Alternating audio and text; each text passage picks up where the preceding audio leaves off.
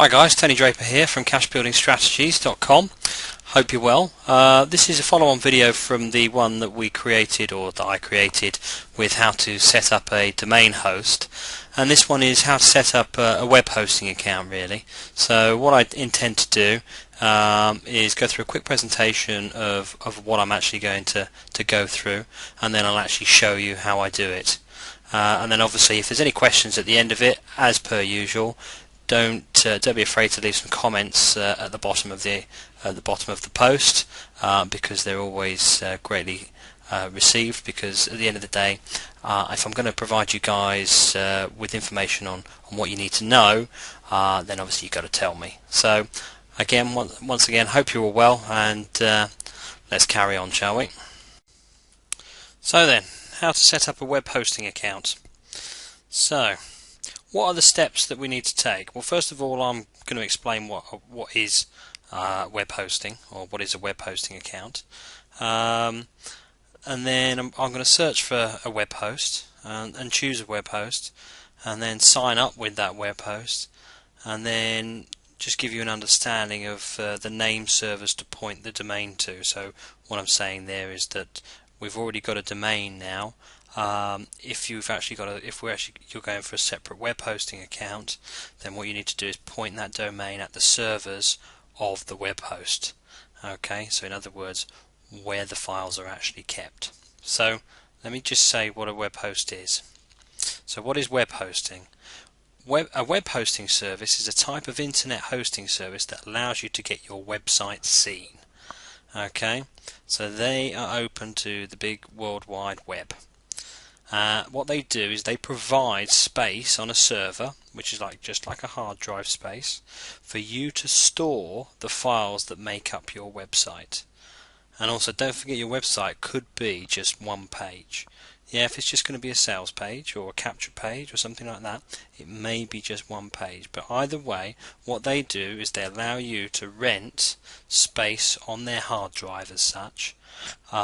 And then what you do is you upload your files, or if you're going to get a web designer or a web builder, they will upload the files to their server, and then those will then create that website that other people will be able to see on the internet. So without further ado, let me show you what to do. Right, okay, so normally if I'm looking for something, I tend to do a search on Google and sort of type in the top 10 of whatever it happens to be. So I'm actually going to put top 10 web hosting, see what this brings up.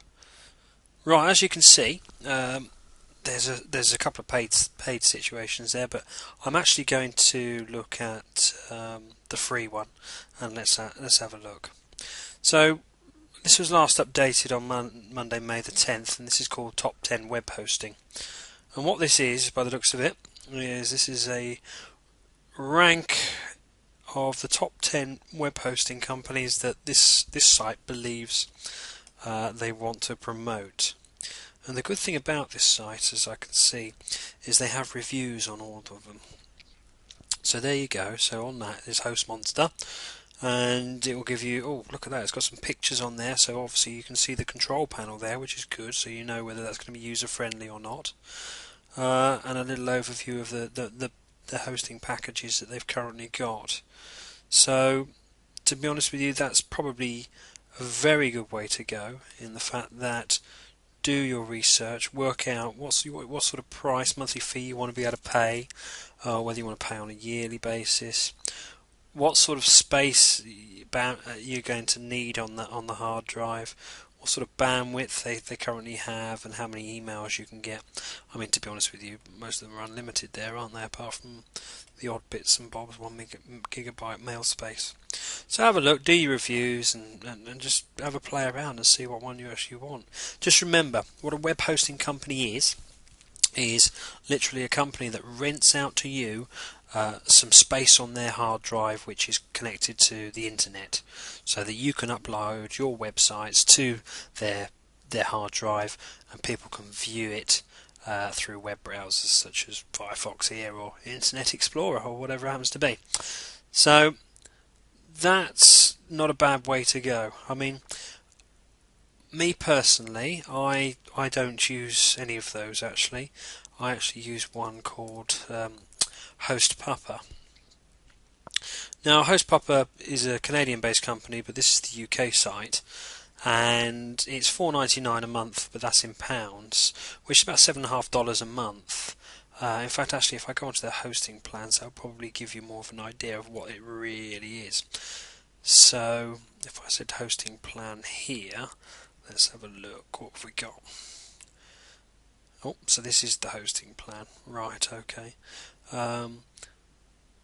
Chances are, I'm thinking that if you were to sign up, it would probably give you.